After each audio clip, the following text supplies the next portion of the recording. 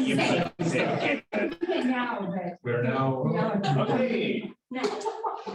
Good afternoon. It is actually 12 noon, so I can say good afternoon. And welcome to everybody. Welcome to the folks who are joining us online. I am Bill Zahner, the Director of the Center for Research in Math and Science Education, along with Donna Ross, the amazing Assistant Director. We are really excited to welcome you all here to the Crmse Colloquium and to our speaker today, Dr. Gena Sbeglia. Dr. Sbeglia is a new science educator, STEM education researcher in the Department of Biology at San Diego State University. We are so excited to have you here. We are expanding our STEM education portfolio across the college, which is really exciting. And we are really excited to continue to build the STEM education infrastructure at San Diego State. I asked Dr. Sbeglia, her talk today is going to be integrating measurement, cognition, and curriculum design to enable meaningful and equitable biological learning. I asked Dr. Sbeglia for one interesting fact about herself that we could share. She said, first, there is nothing interesting to share. That makes me nervous whenever someone asks me. Then she shared that she lived in Madagascar studying green-tailed lemurs for a year, which is very interesting. So goes to show that persistence in questioning. We are just so excited to have you here. And Mike, there's a technical question. Yeah, does anybody know what multi-kin means? I'm just getting into requests from Sam. Yes. Does that mean you need to turn off your audio? No, that means you have to, People pin. that's for the interpreter. Oh, yes, that's right. I was wondering that. And then you have to pin one. You should be able to. That's actually, There you go. Okay, and if anyone is on the Zoom call in the room, please do not join audio. That wreaks havoc on the call. So with that, I'll hand it on. Thank you, Dr. Sbeglia. Are we good to go, Mike? yes.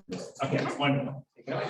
Thank you so much. It is a true honor to be presenting here to Crmse people. This is the first talk I've given in person in like 2.5 It's very exciting, and I couldn't actually think of a better group of people to have that first talk be too. I'm very much looking forward to feedback. Some of what I'm going to talk about today is some of my older stuff. It was in my job that now was quite a while ago, but some of it's newer things that are starting to try to bring a lot of the pieces that I'll be talking about today, bringing those pieces together, and then applying those pieces to introductory biology courses at SDSU.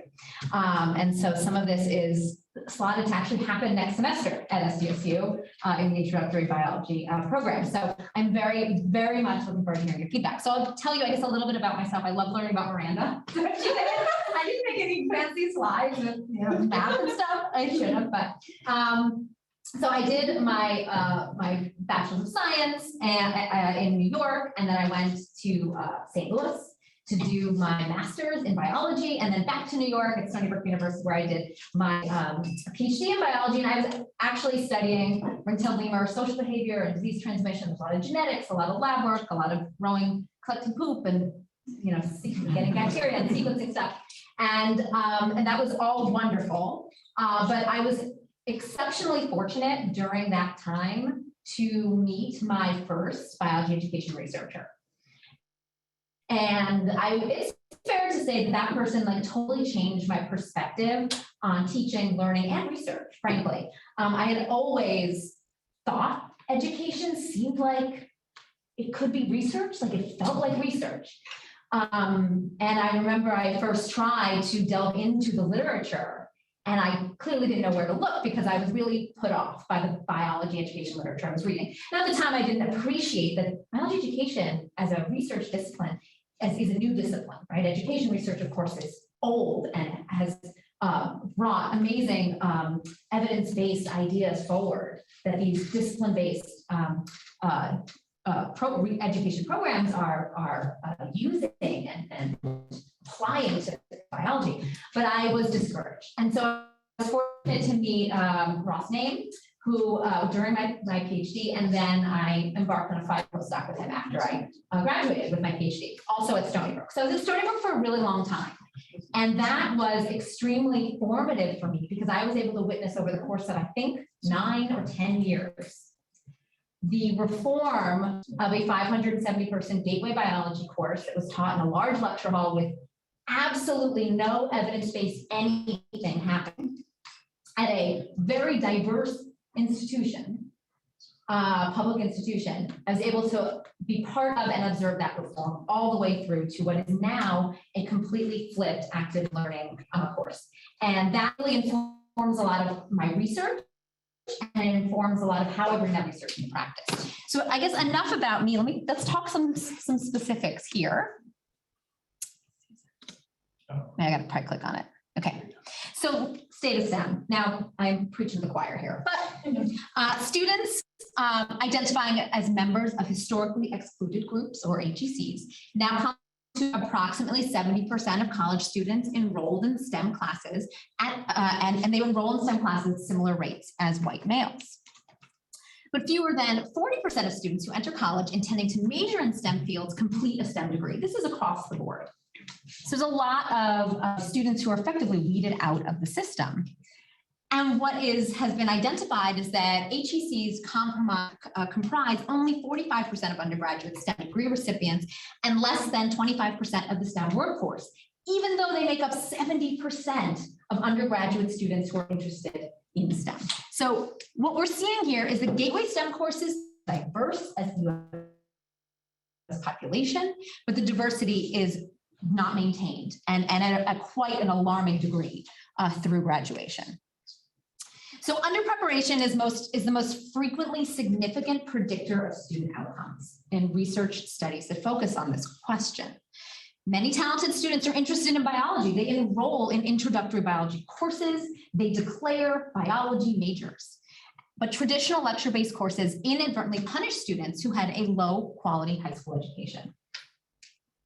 So, I mean, the bottom line is that undergraduate biology education needs to change if we're going to improve the quantity and the quality of learning, meet the needs of diverse learners, and inspire a future generation of scientists that are representative of the nation. And this is, in truth, the goal of, and should be the goal of faculty teaching undergraduate students biology. So addressing inequities in STEM education requires research and action. And it requires this at multiple scales. I have 3 scales highlighted here. The student scale, where we can ask questions like, are our attempts at change improving learning and addressing the psychosocial needs of our students? The classroom scale, we can ask questions like, how can we leverage our knowledge of student needs to design, implement, and assess introductory or gateway biology curricula? And then faculty scale. How can departments determine if faculty are changing in a way that supports diverse learners? And so in today's talk, I'm actually only going to talk about these 2 scales so that I can also introduce some newer work and how it applies to the biology courses at SDSU. So we'll start at the student scale.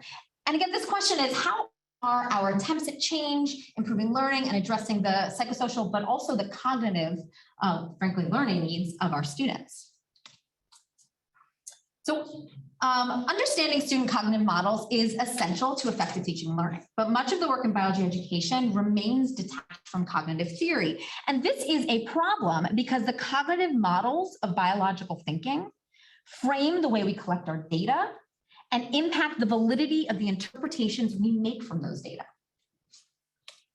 And so we can't really know if our students are learning biology or really anything, or if they're feeling a sense of belonging in our classrooms without aligning our measurement tools with how students actually think with their cognition. And so student reasoning has been found to differ by context and scale. It's not just biology, but this is a broad finding in many, many fields. And so, for example, in biology, students may think differently about evolution happening within a plant versus an animal versus bacteria. This is actually a well-researched question, and the results are consistent across universities, courses, and students, no matter their developmental progression in biology. Students may also differ in how they think about evolution at different scales. If we're talking about the evolution at the scale of a forest, plant, cells, or if we're talking about other ecological processes at forests, plants, and cells. Students may also reason differently at various scales of social organization. Right? Students come into the classroom embedded as their individual self within broader social organizations. So for example, how a student feels about the conflict between evolution and their religion or their religious identity may differ if they're being asked about it at the individual scale or if they're being asked about it in their community more broadly. And this is where I'm going to start today, is talking about student cognitive models and how we use those cognitive models to design measurement tools. In this case, designing measurement tools assess students' perception of conflict between that they have with evolution, and to do so at multiple scales. So measuring latent variables, as I'm sure everyone here knows, requires generating reliability and multiple forms of validity evidence for the test. It requires using something like item response theory. It doesn't have to be item response theory, but to establish quality measurement and to construct linear measures of the latent trait on a logic scale using counts of quantitatively ordered rating scale response data. I'm not going to go further into this. This is not the sexiest of stuff, but foundationally, this is really, really important to designing measures that are robust and that whose resulting data can be interpreted in a meaningful way. And I'm happy to answer more questions about this after the talk if desired. So I developed, using these principles of measurement and principles of cognitive theory, an instrument that measures students' perceptions of conflicts with evolution and at multiple scales: the individual scale, the family scale, and the community scale. So their personal perception of conflict, how they view their family's perception of conflict with evolution, and how they view their community members' perceptions of conflict with evolution. So conflict with evolution, why? Why this topic? Conflict with evolution may be linked to acceptance of evolution, evolution understanding, belonging in biology classrooms, and ultimately career choices. Right? It's unlikely that a student who feels conflicted with evolution is going to choose to go into an evolutionary biology field. It's not impossible, but it seems somewhat unlikely that that will happen.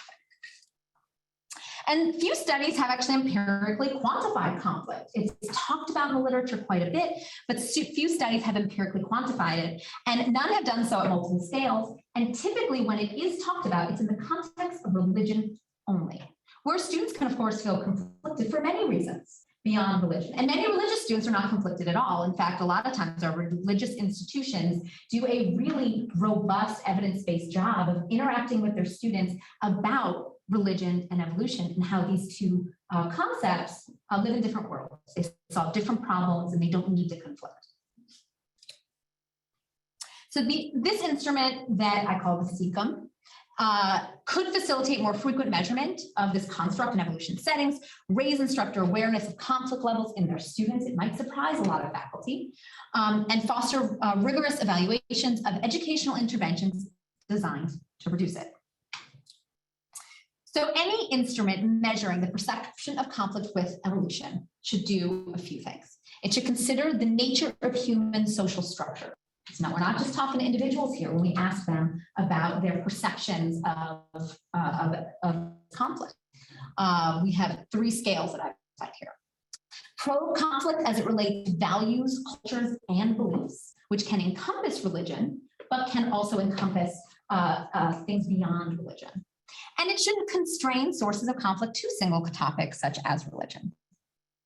The goal here is to broaden the scope of conflict measurement beyond individual conflict and religiosity to better capture how conflict is conceptualized by students. And so this is kind of a schematic of what this instrument looks like. It is conceptualized as a multifaceted measure at 3 scales: individual, family, and community. And each scale has indicators related to values, cultures, and beliefs.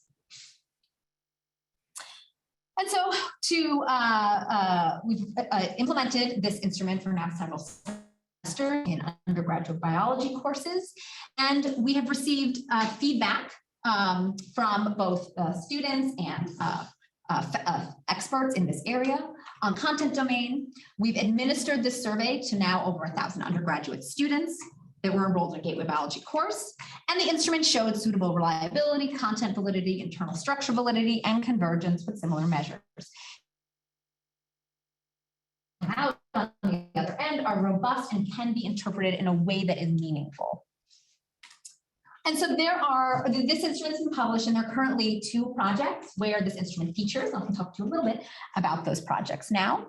The first one addresses causal relationships among conflict and other variables, right? We're not just interested in understanding students' conflict. All of this should scale up to student learning and success in classrooms.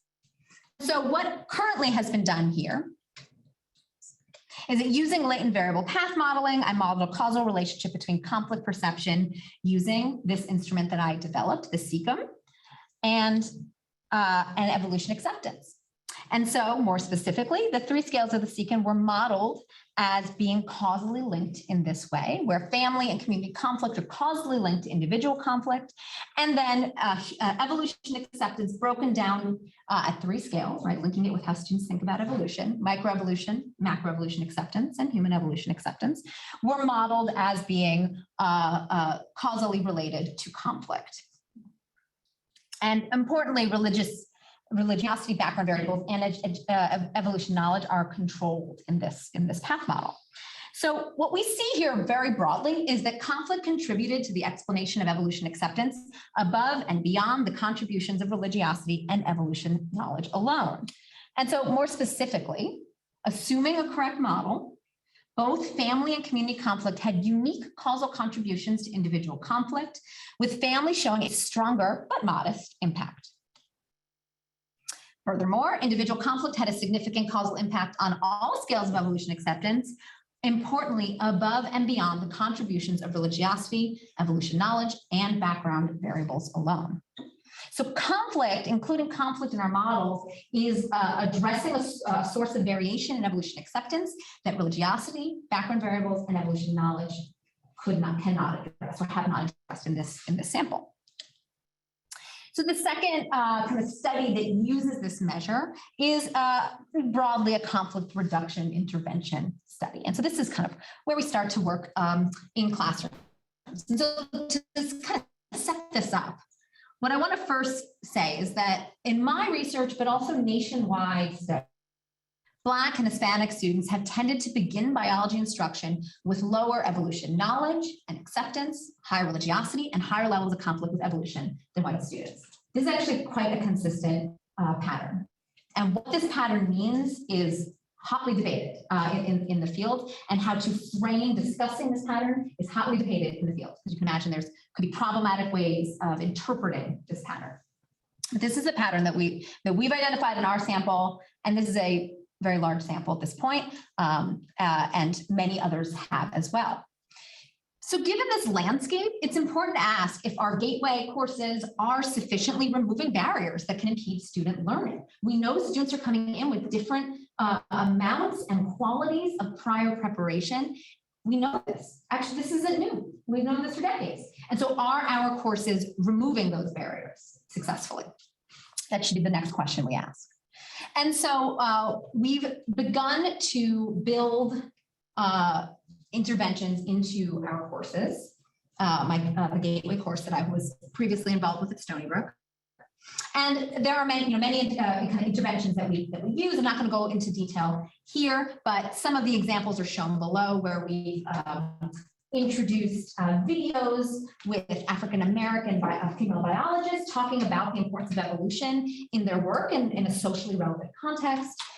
We've introduced videos from religious scientist Dr. Francis Collins discussing how religion and science intersect or do not intersect for him. And kind of broader module on the nature of science, where students are taught the boundaries of science. What is the domain of science? What questions can science answer? And what questions can religion answer? With keeping in mind that both are different ways of answering questions, different ways of viewing the world, and different ways of knowing.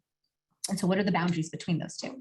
So there's, those are some of the interventions that we used for this research-based version of the course. And so here you're seeing some early results from this study. And what we're showing here is that the traditional course in blue, I think I actually skipped these. Yeah, switch these, I mean. So there's a larger reduction in personal conflict with evolution in the intervention semester, which is the blue. So we've seen a larger reduction in conflict in the intervention semester. And disaggregating these data by ethnicity and race, we can see here that the pattern is the same, is that there's still this larger reduction in personal conflict in the intervention semester than in the traditional semester. And actually, this is a larger magnitude of decline than we see for the sample overall. That was the prior slide, the sample overall. And so that's somewhat encouraging. So the first one answer to this question are our attempts to change and improve learning and addressing the cognitive and psychosocial needs of our students. These results really talk to the psychosocial needs of our students. Development of the CECOM, studying the interrelationships among variables, and conflict reduction interventions. But I'm also interested in how our attempts to change are improving the learning that our students are experiencing, so their cognitive needs. And so I'll start here. This is a list of misconceptions about evolution. There are many, they're common, they're had by basically everybody, and they're frequent in our undergraduate students as they enter Gateway Biology courses. And so this is recently published work that basically asks the question, is active learning, which we've all, for decades been told this is what we should be doing in our classrooms to help student learning, is that enough? Or do we have to address misconceptions head on in addition to active learning? That's basically what this study is asking. And so the design of this study is kind of represented here. Each iteration or each square is a different semester of the course. And active learning is represented by AL. So this light gray circle is active learning, the amount of active learning. And then we see misconception focused instruction in the kind of dark gray here, and then an overlap. And so each semester the course had a different relative amount of active learning, a different relative amount of misconception focused instruction, and a different amount of overlap between the two.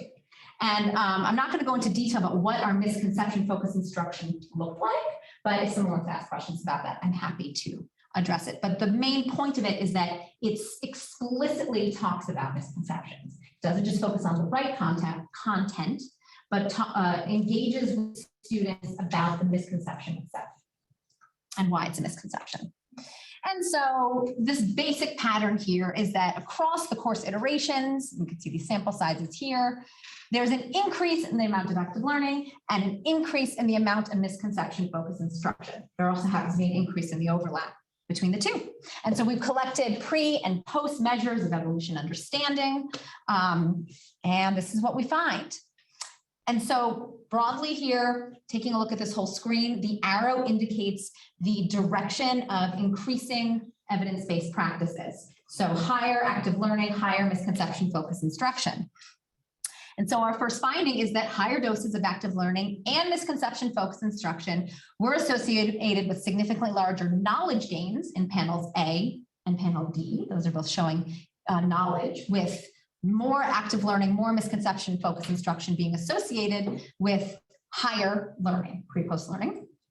But we also find that misconception focused instruction produced significant learning above and beyond active learning alone. So the more conception focused instruction, there's an even higher impact on learning outcomes than when it's just active learning alone.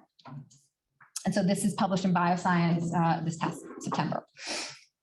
So I've now answered this question two ways. There's obviously many ways to answer this question, and we can move on to the classroom scale. So a question we can ask at this scale is how can we leverage knowledge of student needs to design, implement, and assess introductory biology curricula? Intro bio is where we have the most diversity that we're ever going to have in our majors at our institution. That's where they are in introductory courses, right? So this is my primary focus for understanding what's going on in the classroom is the introductory biology classrooms. So I'm going to actually shift away from evolution for a moment into another really important area of knowledge for undergraduate biology students. And that is the area of matter and energy, which is one of AAAS's major areas for content learning that undergraduates are expected to have by the time they graduate college. Materials for matter and energy are underdeveloped. And national studies indicate that 40 to 60% of undergrads have not mastered current New York State middle school matter and energy learning targets, middle school learning targets.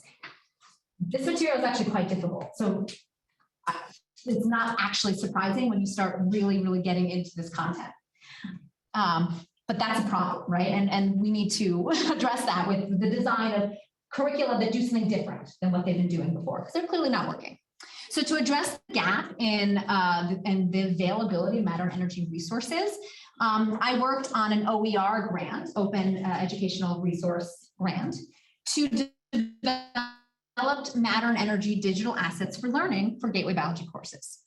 And so basically what this project was developing curricula that were modular, meaning that people could take some parts and not others to implement it into their courses, and digital, all of it's digital. And there's 5 areas where we developed this material: active learning materials, we developed a video library on matter and energy, clicker question database, web-based applications, and an assessment instrument called the MOMO, which stands for the Movement of Matter in Organisms.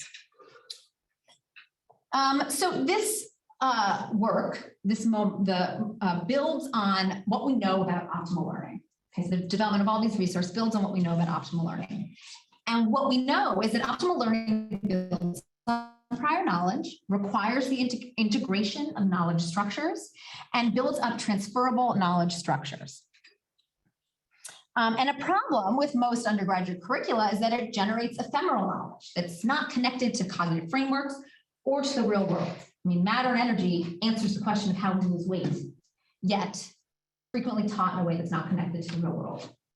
These digital assets use a cognitive science approach called contrasting cases, in which multiple cases reflecting the phenomenon are provided. For example, the movement of matter and energy in a turtle, an animal, fungus, and a plant.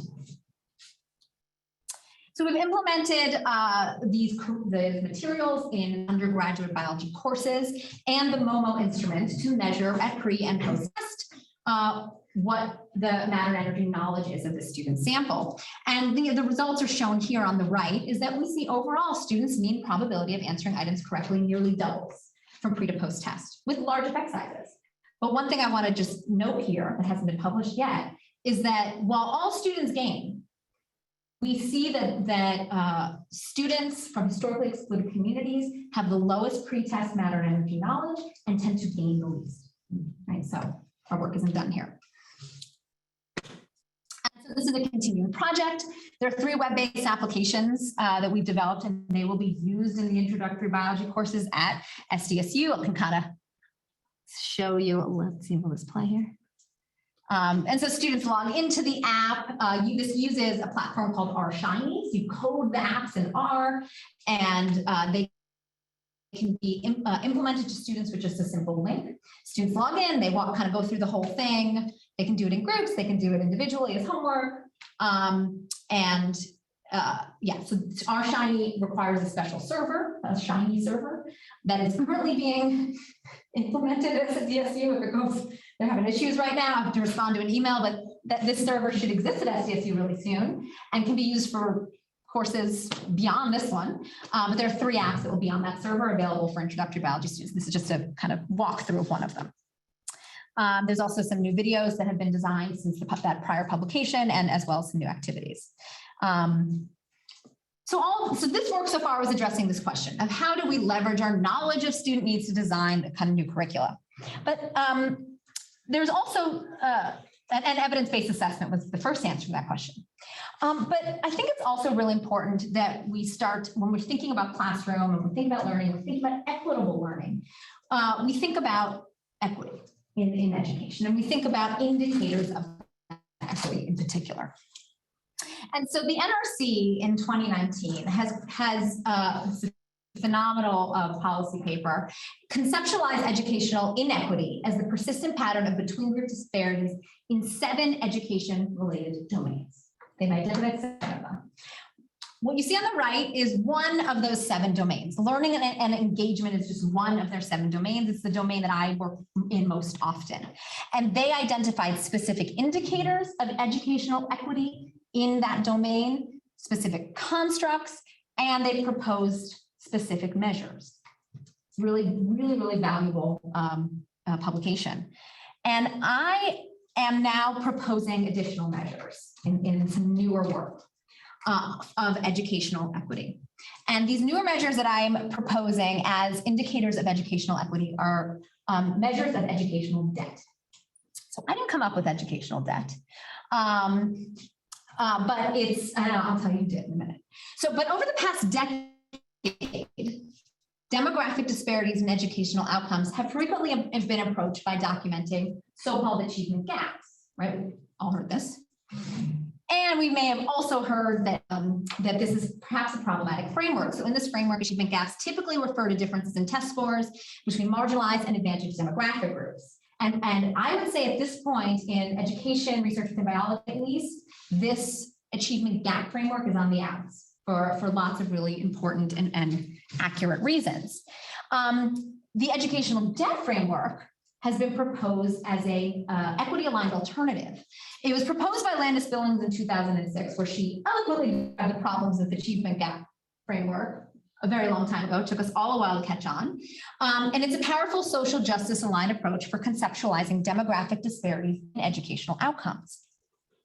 And so let's talk about what that framework may look like in classroom and data at pretest and data at post.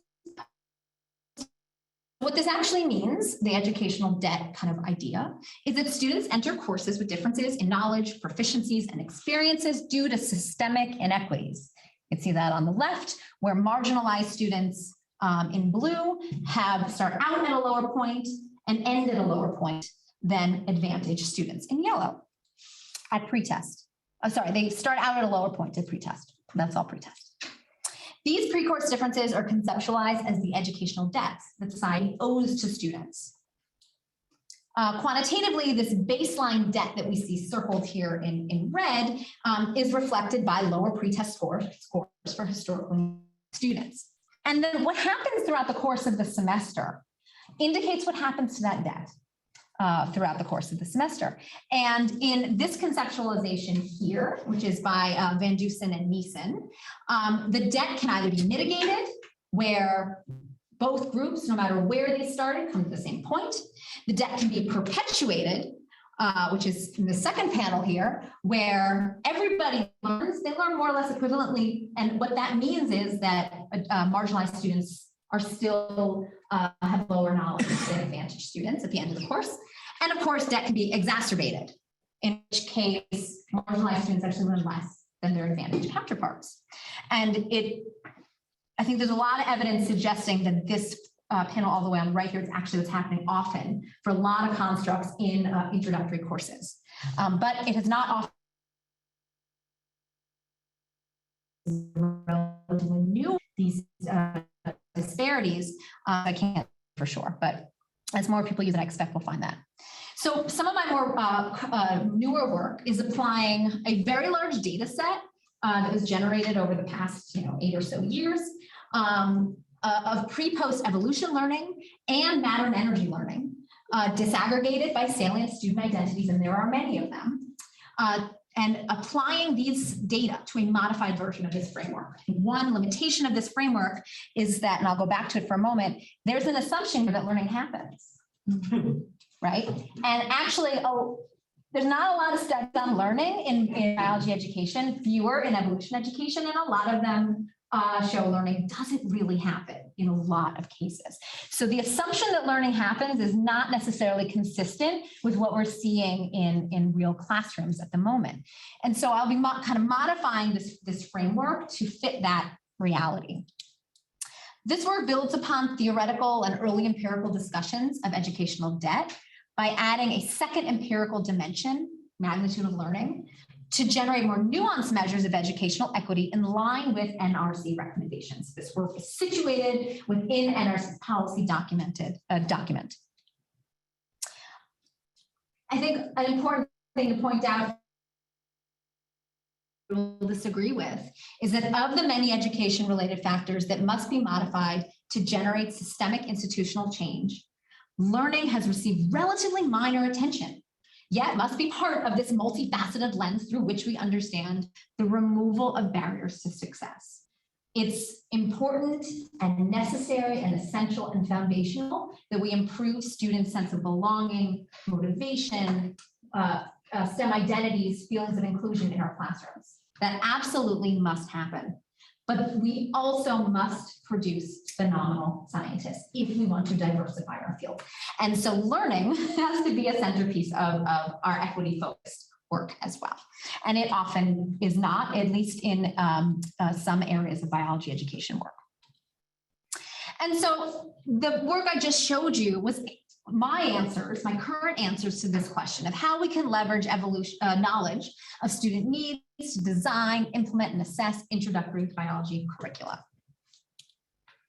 And this is how I did it. But of course, it's not just enough to do this work at a single scale, right? Addressing these inequities in STEM education will require that this work is done at multiple scales and that these scales actually interact with each other and have feedback with each other. So now how do we bring the pieces that I've introduced to you today together at SDSU in a truly applied way that has the potential to make change for students? So this is how I'm doing it. And it's happening next semester, so I want the feedback and I want it now. Okay, so nationwide, you all know this, introductory courses have the greatest persistence and retention problems, right?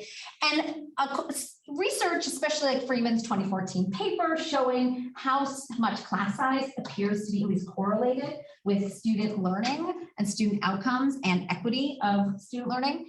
The lack of appropriately sized classrooms is likely limiting appropriate and equitable learning experiences for students. It's really hard to implement active learning in the ways we all want to do it in a 300, 400, 500, 900 person lecture hall. Yet institutions are still building 900 person lecture halls. But faculty can be extremely effective in rooms that are appropriate for learning.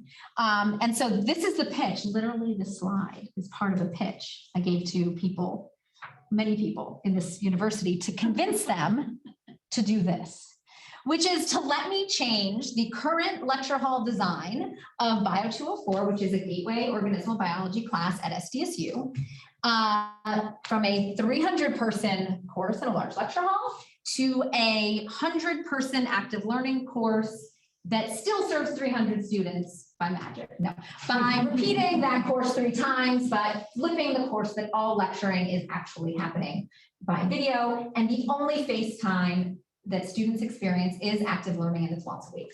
And so the important thing about this design, which I have to give credit to Dr. Ross Name for this basic design, no additional faculty are needed. No additional TAs are needed, unless, like my department, you've never given a TA to the most introductory, highest needs course in your department. And then you have a new faculty member come in and say, yeah, I need you to give me a TA because these students, the ratio of faculty to TA is not enough. But only one TA, one faculty member is needed for this shift. And students can be in 100 person classrooms where they meet once a week instead of meeting 3 times a week because all their lecturing is now done online.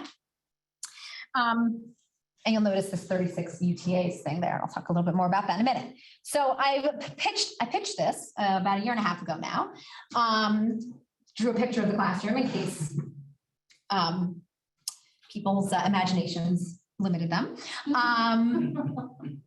Scheduling is actually one of the hardest parts about this shift. Universities have really rigid approaches to scheduling. Classes must be Monday, Wednesday, Friday, or Tuesday, Thursday. They must be 50 minutes or 120 minutes. If you want a classroom one day, you have to reserve it for all 3 days. And so meaning if it's not available on Friday, but you only want it Monday, you can't have that classroom. So really rigid scheduling kind of rules that are highly antiquated and really make it hard to shift courses to alternate formats that are better for students. And so this is what was needed, a 50-minute time window 3 times a week for active learning. And so ideally like all on Fridays, 12 o'clock, 1 o'clock, 2 o'clock, and 100 students attend each of those sections. And then all the material that's lecture is going to be given by a faculty member via recorded video. So this is a great kind of proposal, in my opinion, of course, but it can't actually happen without a lot more members on this instructional team. And that's where undergraduate TAs come in. And so I developed a new 3-credit undergraduate TA professional development course. And this course is a 3-credit course. It is going to be offered for the first time next semester. And it includes core lectures on and active learning sessions on cognition, effective feedback, effective and equity-centered group work, diversity, equity, and inclusion. And it includes weekly PCK or pedagogical content knowledge kind of modules on each active learning session so that these UTAs can go into the classroom, not just knowing the content, which they will know well probably before they even come into this class because they will have taken Bio 204 before. They will also know students' difficulties, likely difficulties with the content, so they can actually engage in student misconceptions and reasoning and help them work through those challenging ideas. And then these UTAs, as part of this course, will support 3 groups throughout the whole semester in this active learning class. They will attend the active learning sessions and support those same 3 groups, which will be about 12 students the whole semester. And so it's happening. These are the times. I know where it's going to be. That's all great. The next step, of course, is recruiting the TAs. And so registration opens next week. I'm very nervous about it. And I am going to be putting together an application very soon that I will be sending out to former Bio 204 students, the ones I have information about, their contact information. But I think I only have that for 1 semester. So I might need to somehow, I don't know, find more students who've taken Bio 204 because I need 36 UTAs to agree to take part in this Bio 496 course. I'm also working on getting it to be part of the biology major as an elective. I don't know if they'll let me do that, but I'm trying. But it actually does give a grade. So it's not a pass fail. Okay, so that's what I got.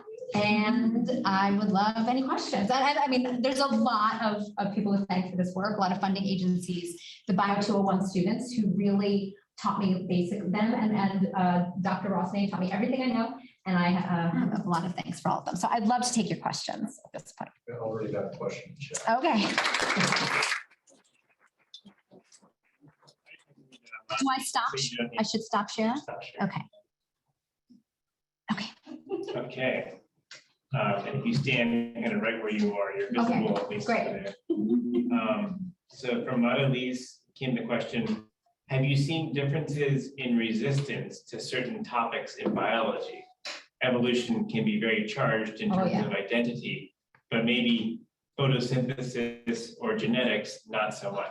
Yeah, that's such a good question. There's so much there.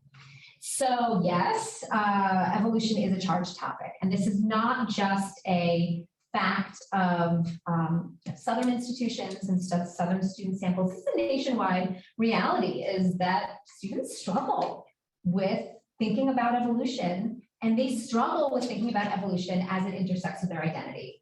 They do, and they did in New York.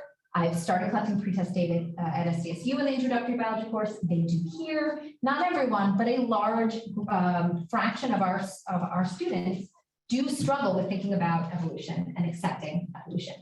And what my work and many other people's work has shown is that students from historically excluded backgrounds have lower evolution acceptance than students from advantaged backgrounds. And so it clearly is an equity issue in our classroom, addressing students' discomfort with how a main topic in a biology class intersects with their identity. In fact, it turns out to be inequitable not to explicitly address that really important discomfort that students have, especially if our goal, our broader goal, is to encourage persistent participation in our field and in our careers that relate to evolution. So yes, I've noticed it. Other people notice it too. You must explicitly interact with it. One question that I am thinking a lot about is, of course, how do we do that? And there are many ways people have tried, but they're all at the individual level. They all focus on the student as an individual, but as I have talked about previously with perceptions of conflict with evolution, students don't exist as individuals. They exist as members of their broader families and their broader communities. And so when we're trying to help students feel an acceptance of evolution or a inclusion in this evolution space, do we just address the individual themselves, or do we help them think about this more broadly as it relates to their communities and their family? So that's, I think, an important question that's worth thinking about. The idea of, oh, and I should say, you can change students' evolution acceptance every semester that I have data for. Student evolution acceptance has increased, and it has increased for students of all backgrounds, but it increases very little. It's really hard to change, really hard to change. Photosynthesis, that is what we're talking about, because one might think that photosynthesis is not linked to student identities. But movement of matter and energy is very much linked to student identities, it turns out, because every student has interacted with the natural world since the day they were born. They've interacted with the movement of matter and energy since the day they were born. They felt the energy that radiates off of fire. They have gained weight from a small child to an adult. Perhaps they've lost weight. They've interacted with the movement of matter and energy, this concept in biology, since the day they were born. And their ideas on this topic, a lot of which are incorrect, not just students, but broader population as well. Right, most of the way we lose weight is carbon, we exhale CO2. That's how we lose weight. The vast majority of our weight, right? That's how we lose it. And when they hear that, we have had students get mad at us because this is knowledge that they have had for 20 years. And that is personal. And so we're dealing with that as well with these ideas. I think this is maybe a unique challenge to biology that some other fields don't have, that students have interacted with the living world their whole life. They have lots of mental models that they've built up since they were young children that have gone uninterrupted or uncorrected throughout much of their life. And then they come in an introductory course and they find out they've been wrong for 20 years.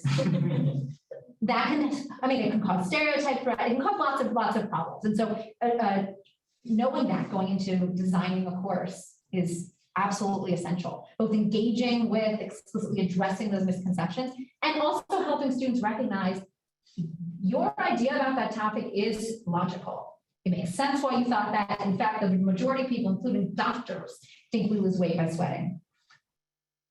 So yes, thank you for that question. Yeah.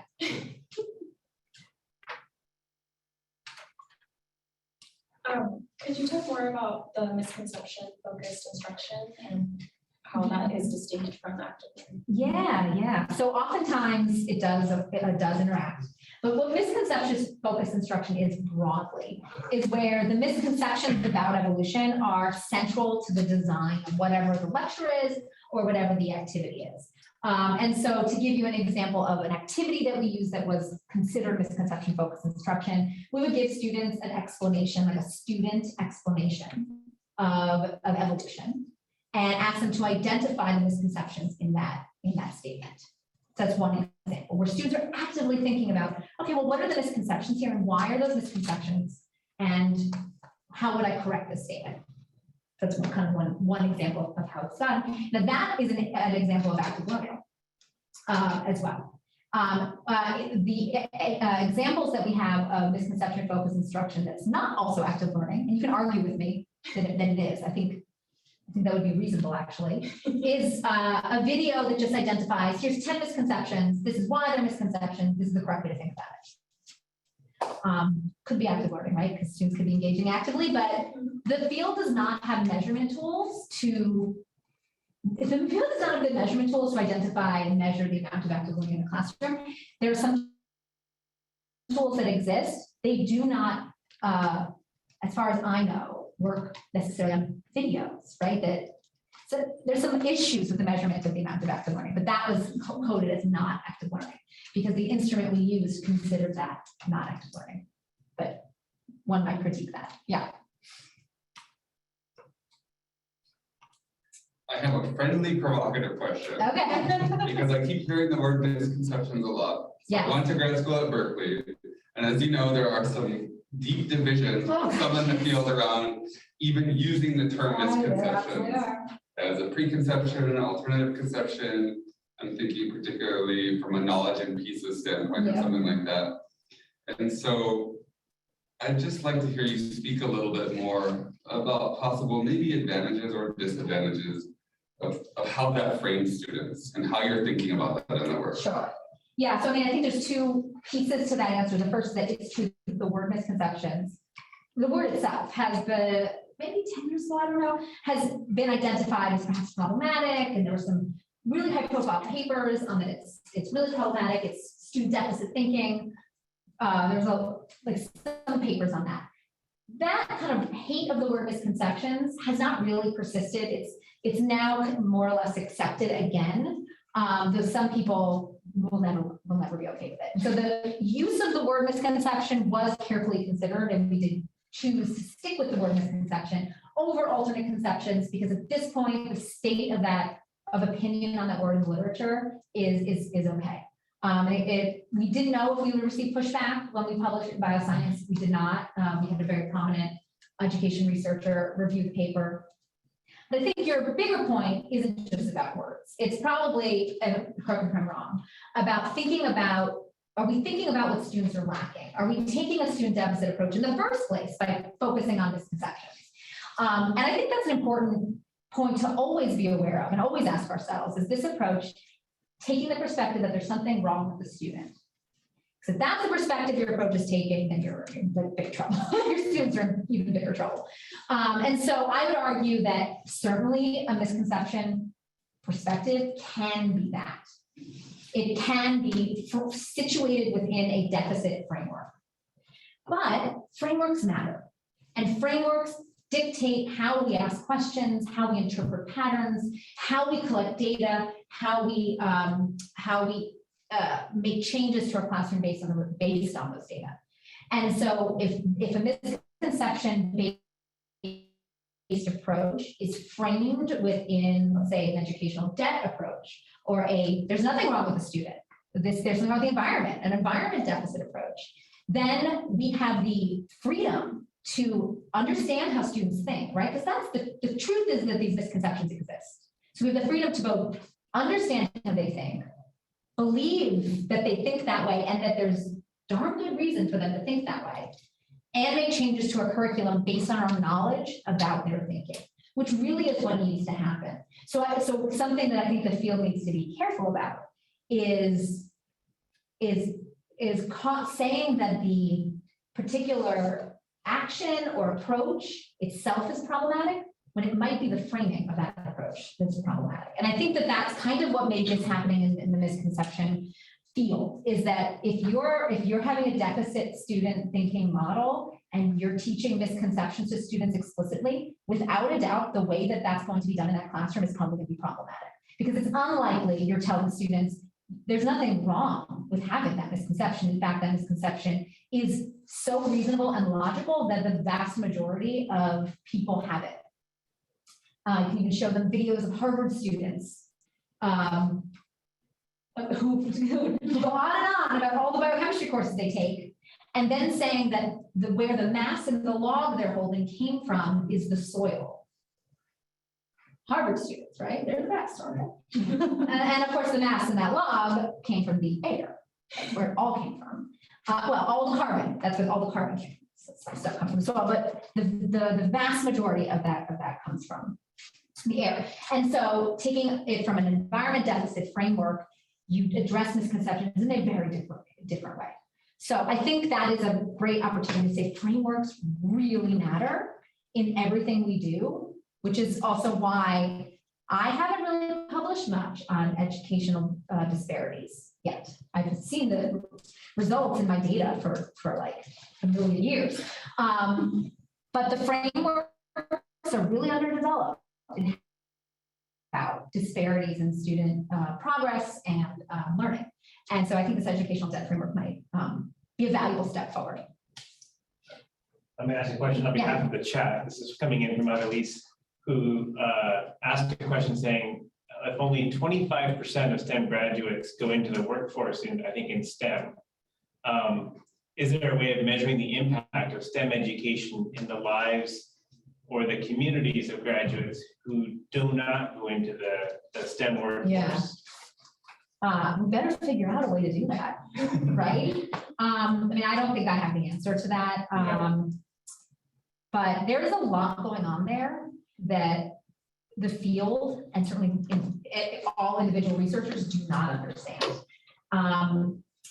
And some of my more recent work that's really quite nascent has actually involved interviewing students who've taken Bio 204, 201, sorry, that's Bio 201, the course from Stony Brook, have taken my course, interviewing these students about their experience in the course as it relates to evolution, as it relates to conflict, as it relates to their communities and their family and their social structures, really trying to get at how the course interacted with really salient parts of their identity. And the focus of those interviews, actually, a lot of it was on their communities they come from, their family and their broader communities. And so these interviews were done with Black and African American students. And the idea, and very rarely do we actually talk to the students that are the most negatively impacted by our gateway courses. And so that was the goal of these interviews. And I was not giving these interviews, don't worry. I have a really, really skilled, he's graduated from his undergrad, so I can call him an education researcher now, student who is Black African American himself and interviewed these students. And so similar work I would like to do with more communities of students at SDSU to try to understand kind of what their thinking really is on careers, what their family members is on career choices. And so that's how I started to get at that idea. But this is just the first or second biology course these students have taken. They have a lot more biology in their future if they're going to graduate with a biology degree. And that is daunting because no matter how good your intro course is, it's not necessarily going to help students survive the weed out of subsequent courses. So this is very much a start. I'd like to think that this broad structure of shifting gateway courses to an active learning format, this kind of broad structure could be applied to lots of other courses. Large courses are not going away. We have to work within the first we have to work within the limitations of our system, and then we have to show results and change the system from within if we can, because our results indicate unequivocally, I hope, that the system should change. And that's a very rosy way to look at it, but there's no other way to start making change to these systems that are pretty rigid, but to exploit the openings. And so I'd like to see if this structure could exist in other courses as well as in the biology department, and even perhaps within other fields as well. So that students are not just experiencing one evidence-based course, but have at least two before they graduate. Yeah. Looking at the time, I want to just make sure we formally thank